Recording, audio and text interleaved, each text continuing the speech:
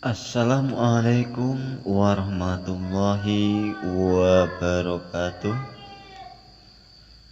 Jumpa lagi bersama kami di channel Humaira Muko.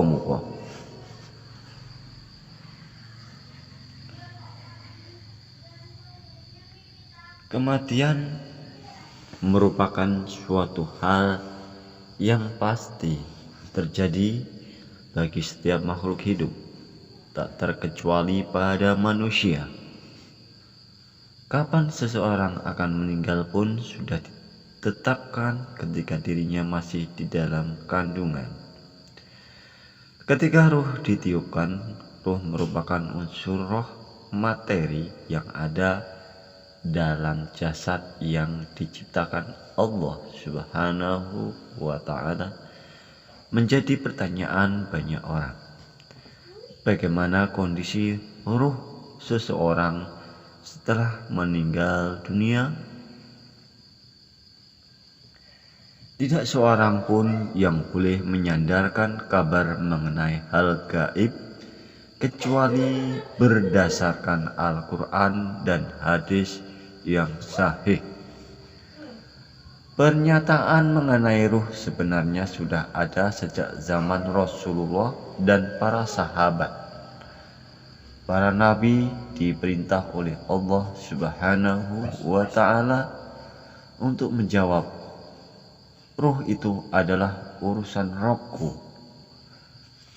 Di dalam Quran surat Al-Isra ayat 85. Dengan berpedoman dengan kitab Al-Qiyamah Kubro karya Dr. Umar Sulaiman Abdullah Al-Ashqar, Ustadz Amir Ar-Saronji menyampaikan kajiannya.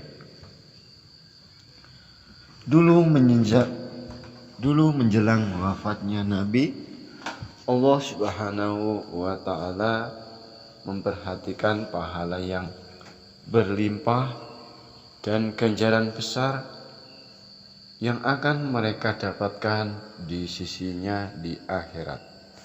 Allah Subhanahu wa Ta'ala juga memberikan pilihan kepada mereka, apakah ingin tetap di dunia atau pindah ke tempat yang sangat mulia.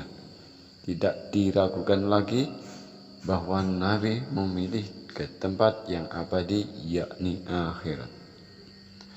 Berdasarkan hadis riwayat Bukhari, Aisyah berkata ketika malaikat pencabut nyawa datang kepada Rasulullah sementara kepala beliau di pangkuan saya, maka Rasulullah pingsan beberapa saat dan tak lama kemudian ia sadar kembali.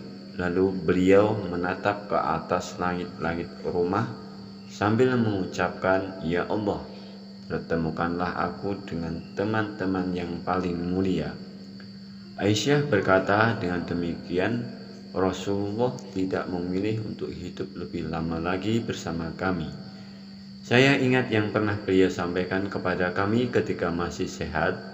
Itulah kata-kata terakhir yang beliau ucapkan. Ustadz Amir Ar-Saronji mengatakan, setiap orang yang dicabut ruhnya oleh malaikat pencabut nyawa, malaikat Israel, maka tidak ada sekejap mata pun ruh tersebut di genggamannya, melainkan ruh tersebut langsung dipegang oleh dua malaikat yang akan mengantarkannya ke langit. Bagi seorang muslim yang soleh dan taat kepada Allah Subhanahu wa Ta'ala, maka sebelum diantar di langit, ia dibalut dengan kain kafan dari surga dan diberi wangi-wangian dari surga yang wanginya melebihi minyak kasturi. Sehingga apabila datang kematian kepada salah seorang di antara kamu, ia diwafatkan oleh malaikat-malaikat kami, dan malaikat-malaikat kami itu tidak melalaikan kewajibannya. Quran Surat Al-An'am. Para malaikat penjaga pintu langit membuka pintu-pintu langit untuknya sambil berkata, "Ruh siapa yang wangi dan harum ini?" Malaikat pengantar ruh mengatakan, "Fulan bin Fulan," dengan nama terbaik yang diperolehnya di dunia. Para malaikat di langit dan bumi berdoa agar rahmat baginya dan agar ruh tersebut naik melalui arah mereka. Lalu tiap malaikat di setiap langit turut mengantarkannya sampai langit ketujuh untuk bertemu dengan Allah Subhanahu wa Ta'ala. Para malaikat mengantarkannya kepada bentuk kehormatan atau kemuliaan. Allah Subhanahu wa Ta'ala berfirman, "Tuliskan kitab hambaku di tempat yang tinggi, kembalikan dia ke bumi karena aku menciptakannya dari bumi." Mengembalikannya ke bumi dan mengeluarkannya dari bumi sekali saja. Lalu ruh orang soleh itu kembali ke jasadnya. Dua malaikat datang dan duduk bersama seraya bertanya, "Siapa Tuhanmu? Apa agamamu? Siapa laki-laki yang diutus kepadamu? Dari mana kamu mengetahui hal ini?" Karena orang soleh, maka ia dengan lancar menjawab pertanyaan-pertanyaan dari malaikat. Adapun ruh yang buruk dan hamba yang tidak soleh, setelah dicabut ruhnya, lalu ia dibalut dengan kain kafan dan diberi wewangian dari neraka, sehingga keluar darinya bau yang sangat busuk dan sangat tidak disukai malaikat. Para malaikat yang di langit melaknatnya. Ketika ia dicabut, pintu-pintu langit ditutup, tidak dibuka untuknya. Setiap malaikat berdoa agar ruhnya tidak naik ke arah mereka. Malaikat dan ruh tadi melewati sekelompok malaikat yang bertanya, "Ruh siapa yang sangat bau busuk ini?" Malaikat membawa ruh menjawab, "Fulan bin Fulan," dengan nama terburuk yang digunakan di dunia. Malaikat penjaga pintu tetap tidak membukakan pintu langit. Allah Subhanahu wa Ta'ala berfirman, "Sesungguhnya orang-orang yang mendustakan ayat-ayat kami dan menyombongkan diri terhadapnya, sekali-kali tidak akan dibukakan bagi mereka pintu-pintu langit dan tidak pula mereka masuk surga hingga onta masuk ke lubang jarum." Quran Surat Al-A'raf ayat 40. Ustadz Amir As-Saranji mengungkapkan, tentunya orang kafir tidak dapat masuk surga. Ini bahaya kekufuran, kesyirikan.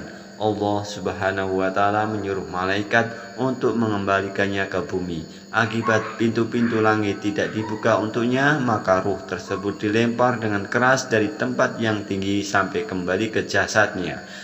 Hingga akhirnya nanti datang malaikat mendekatinya untuk bertanya dan memberikan balasan terhadap perbuatannya selama masih hidup.